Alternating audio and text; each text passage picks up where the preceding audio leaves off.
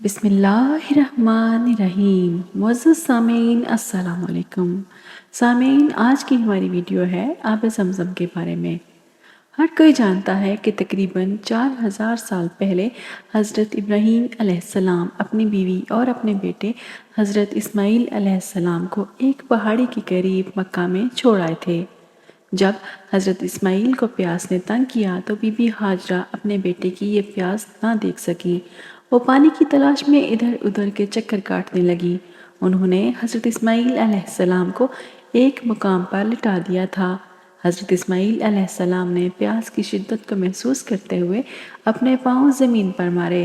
پاؤں کی ایڑیاں لگنے سے اللہ تعالیٰ نے اس جگہ پر ایک کنواں نکال دیا جو آب زمزم کے نام سے مشہور ہوا۔ اس کنویں کو کافی مدت گزرنے کے بعد بند کر دیا گیا تھا۔ سامعین گرامی، یہ بات دلچسپی کی حامل ہے کہ آب زمزم کو بھی بند کر دیا گیا تھا۔ کیوں اسے بند کیا گیا اور دوبارہ پھر اس کنویں کو کھودنے والا شخص کون تھا؟ اس بارے میں مزید جاننے کے لیے ہم آپ صلی اللہ علیہ وآلہ وسلم کا شجرہ مبارک بیان کرنا بہتر سمجھتے ہیں۔ حضرت ابراہیم علیہ السلام کے بیٹے حضرت اسماعیل علیہ السلام کو اللہ تعالیٰ نے 12 بیٹوں سے نوازا تھا۔ ان 12 بیٹوں کی اولاد بے شمار ہوئی۔ وہ مکہ مکرمہ کے علاوہ حجاز میں بھی پھیلے ہوئے تھے۔ ان کا خوب چرچا تھا۔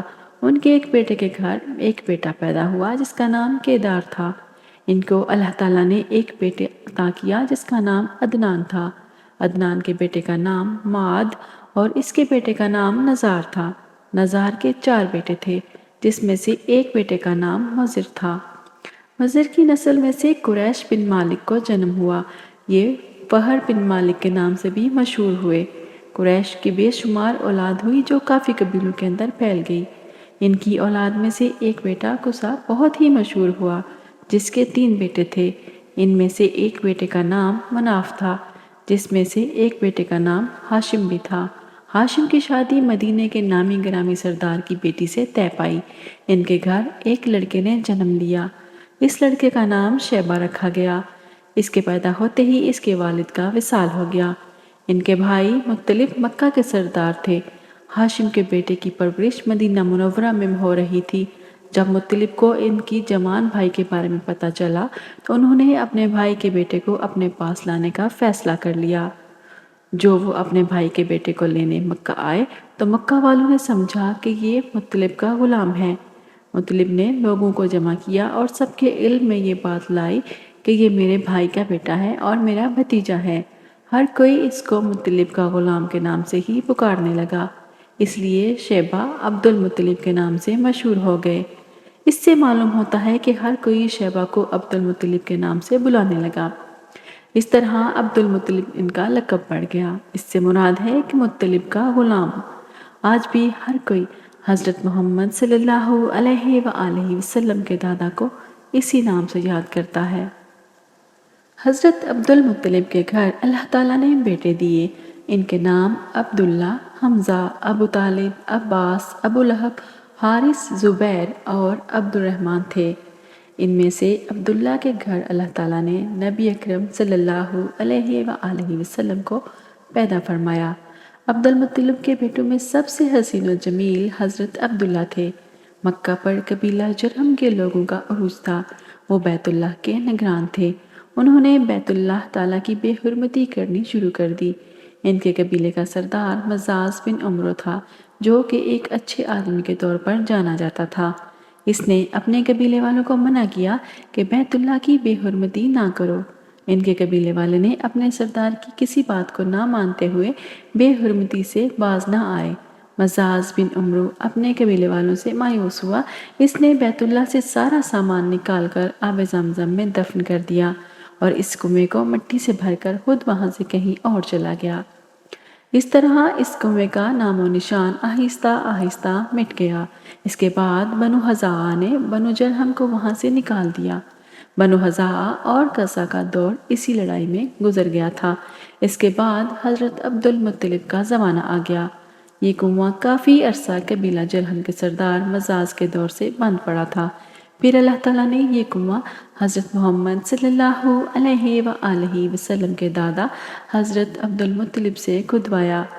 किसी को इस कुएं के बारे में कुछ इल्म न था कि ये कुआं किस जगह पर वाक़ है।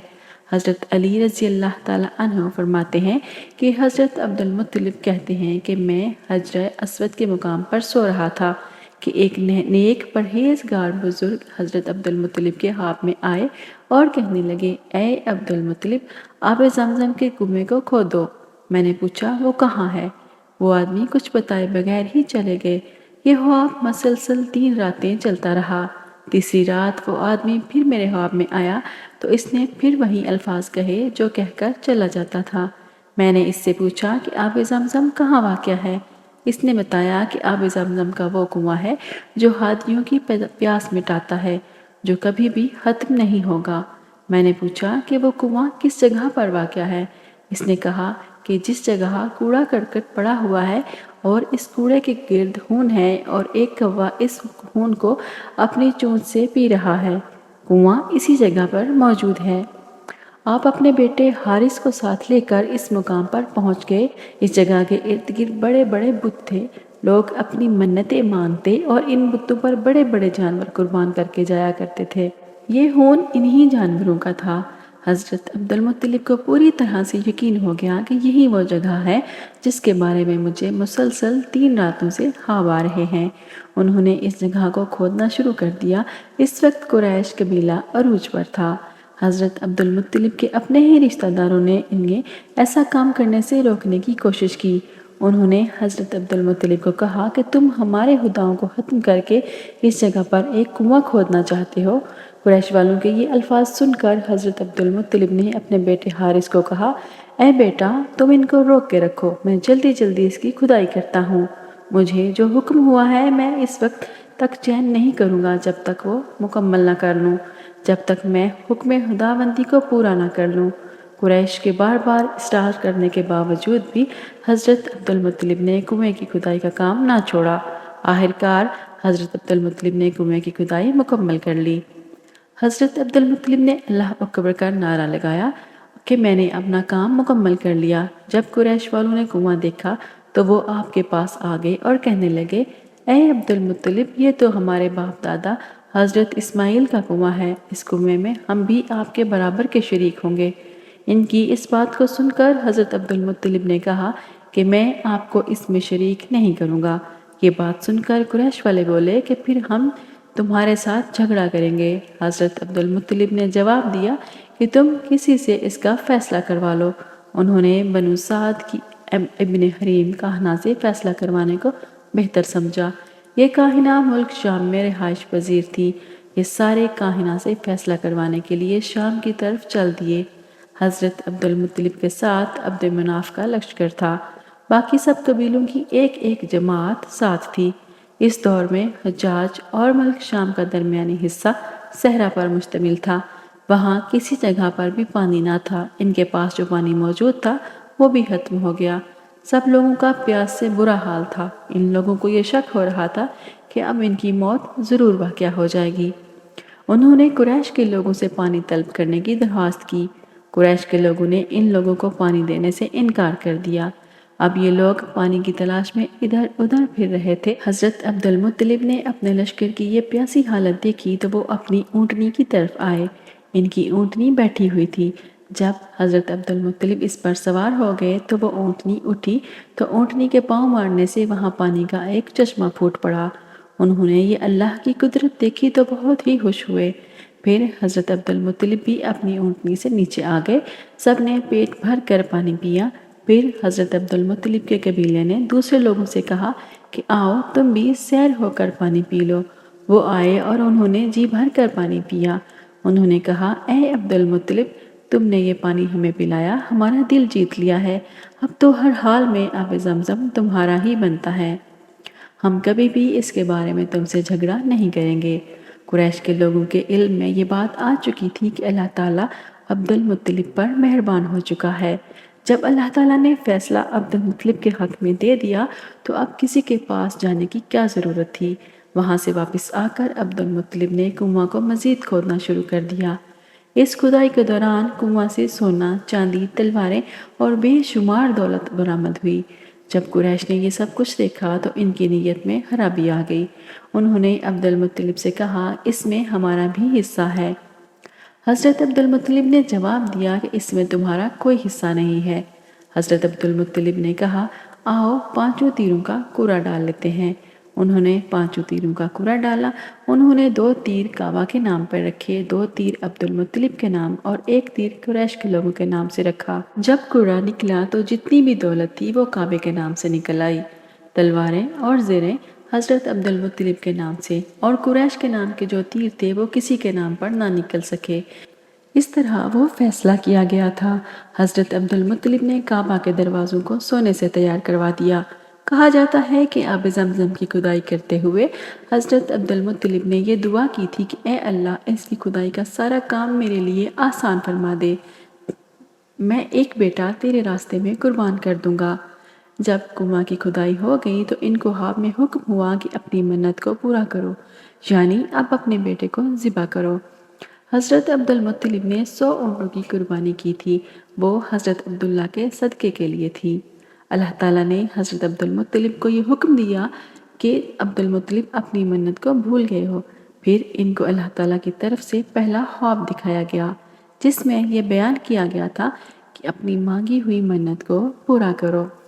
حضرت عبد المطلب نے ایک مینڈھا کو ذبح کیا اور وہ لوگوں کے درمیان تقسیم کر دیا۔ پھر خواب میں یہ بتایا گیا کہ اس سے بڑی منت پوری کرو۔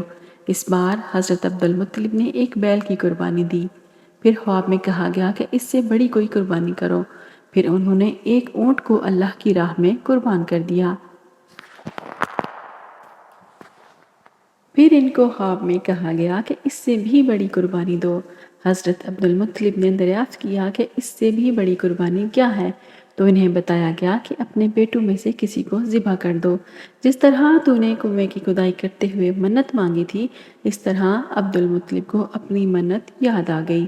انہوں نے اپنے سب بیٹوں کو جمع کیا اور پوچھا کہ میں نے فلاں وقت یہ منت مانگی تھی، اب اللہ تعالیٰ مجھے اپنی منت پوری کرنے کا حکم دے رہا ہے، اب مجھے بتاؤ کہ تم میں سے اپنے والد کی منت کو پورا کرنے کے لیے کون قربان ہونا چاہتا ہے؟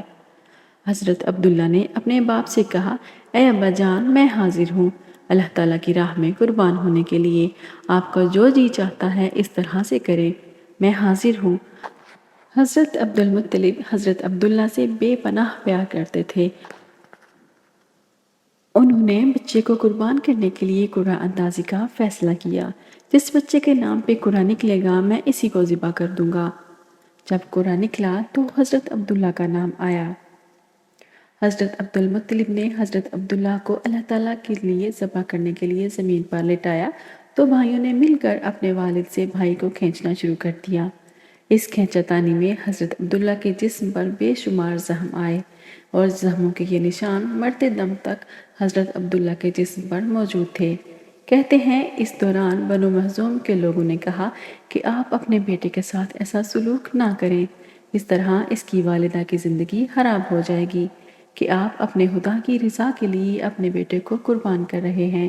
آپ کو چاہیے کہ اس کا فدیہ عطا کر دیں، اور اس کا فدیہ مقرر کیا گیا کہ ایک کاغذ کے ٹکڑے پر 10 اونٹ لکھ دیے گئے اور دوسرے کاغذ کے ٹکڑے پر حضرت عبداللہ کا نام درج کر دیا گیا۔ دیکھتے ہیں کہ قرعہ کس کے نام نکلتا ہے۔ اگر قرعہ حضرت عبداللہ کے نام آتا ہے تو 10 اونٹوں کو مزید اضافہ کر دیا جائے گا۔ حضرت عبد المطلب نے ایسا ہی کیا، ہر بار حضرت عبداللہ کا نام نکلتا جاتا تھا۔ یہ قرعہ نکالتے نکالتے اونٹوں کی تعداد 100 ہو گئی تھی۔ جب اونٹوں کی تعداد 100 ہو گئی تو قرعہ اونٹوں کے نام سے نکل آیا۔ اس طرح حضرت عبداللہ کی جان کے بدلے میں 100 اونٹ قربان کیے گئے تھے۔ حضرت عبداللہ کے والد کو اس بات کا یقین ہو گیا تھا کہ اللہ تعالیٰ نے عبداللہ کی خاطر 100 اونٹوں کی قربانی کو پسند فرما لیا ہے۔ حضرت عبد المطلب نے جب 100 اونٹ قربان کیے تو سب انسانوں، پرندوں اور جانوروں کو کھلی اجازت تھی کہ جس کا جی چاہے وہ اونٹوں کا گوشت سیر ہو کر کھائے۔ امام زہری فرماتے ہیں کہ عبد المطلب وہ پہلے شخص تھے جنہوں نے آدمی کی جان کے بدلے 100 اونٹ قربان کرنے کے طریقے کو اپنایا تھا۔ اس سے پہلے 10 اونٹ قربان کیے جاتے تھے۔ 100 اونٹ قربان کرنے کے بعد یہ رسم عرب کے مختلف علاقوں میں عام ہو گئی۔ اس وقت یہ قانون بنا دیا گیا تھا کہ آدمی کا فدیہ 100 ہوگا۔ جب یہ ذکر حضور اکرم صلی اللہ علیہ وآلہ وسلم کے سامنے کیا گیا تو نبی اکرم صلی اللہ علیہ وآلہ وسلم نے فرمایا کہ یہ ٹھیک ہے۔ اس کو مد نظر رکھتے ہوئے نبی اکرم صلی اللہ علیہ وآلہ وسلم نے فرمایا میں 2 ذبیحوں سے ہوں، میں حضرت اسماعیل علیہ السلام اور حضرت عبداللہ علیہ السلام کی اولاد ہوں۔ کہا جاتا ہے کہ حضرت عبداللہ قریش کے نوجوانوں میں سے حسین تر تھے، ان کے حسن پر قریش کی لڑکیاں فدا تھیں، ان کی خواہش تھی کہ ان کی شادی حضرت عبداللہ سے ہو جائے۔ اللہ تعالیٰ نے حضرت عبداللہ کے لیے حضرت آمنہ کو چنا۔ حضرت آمنہ وہب بن عبد مناف بن زہرہ کی بیٹی تھی۔ عبداللہ کی شادی 18 سال کی عمر میں ہوئی۔ حضرت عبداللہ اپنے والد گرامی کے ساتھ شادی کے لیے جا رہے تھے کہ راستے میں ایک عورت کعبہ کے پاس بیٹھی ہوئی تھی۔ یہ عورت ورقہ بن نوفل کی بہن تھی۔ ورقہ بن نوفل قریش کے ایک جانے مانے عالم تھے۔ ورقہ بن نوفل سے ان کی بہن نے سنا تھا کہ آخری نبی صلی اللہ علیہ وآلہ وسلم زمین پر رونما ہونے والے ہیں۔ ان کی نشانیوں میں سے ایک نشانی یہ بتائی تھی کہ ان کے والد کے چہرہ مبارکہ سے نور چمک رہا ہوگا۔ سامعین، ورقہ بن نوفل کی بہن نے جب حضرت عبداللہ کو دیکھا تو اس کے ذہن میں یہ بات آئی کہ یہی آخری نبی کے والد ہوں گے۔ ورقہ بن نوفل کی بہن نے کہا کہ اگر تم مجھ سے شادی کرتی ہو تو میں تمہیں اتنے ہی اونٹ دوں گی جتنی تیری جان کے بدلے میں تیرے باپ نے قربان کیے تھے۔ حضرت عبداللہ نے جواب دیا کہ میں اپنے والد گرامی کی بہت عزت کرتا ہوں، میں ان کی رضا میں راضی ہوں، وہ جہاں کہیں گے میں اسی جگہ شادی کروں گا۔ آخرکار ان کی شادی حضرت آمنہ سے ہوئی۔ اللہ تعالیٰ نے حضرت محمد صلی اللہ علیہ وآلہ وسلم کے آباء و اجداد کی شان دنیا کے سب انسانوں سے نرالی رکھی ہوئی ہے۔ اللہ تعالیٰ سے دعا ہے کہ ہمیں نبی اکرم صلی اللہ علیہ وآلہ وسلم کی سنت پر عمل پیرا ہونے کی توفیق عطا فرمائے، آمین۔ سامعین، کمنٹ باکس میں آمین ضرور لکھیے، اور اگر آپ کو یہ ویڈیو اچھی لگی ہے تو اسے لائک کیجیے اور اپنے دوستوں کے ساتھ ضرور شیئر کیجیے۔ اگر آپ میرے چینل پر نئے ہیں تو اسے جلدی سے سبسکرائب کر لیجیے اور بیل آئیکن دبانا ہرگز نہ بھولیے تاکہ آپ کو مزید معلوماتی ویڈیوز بر وقت ملتی رہیں۔ اپنا اور دوسروں کا بہت سارا خیال رکھیے۔ زہرا آپا کو اجازت دیجیے، پھر ملیں گے انشاءاللہ۔ اللہ حافظ۔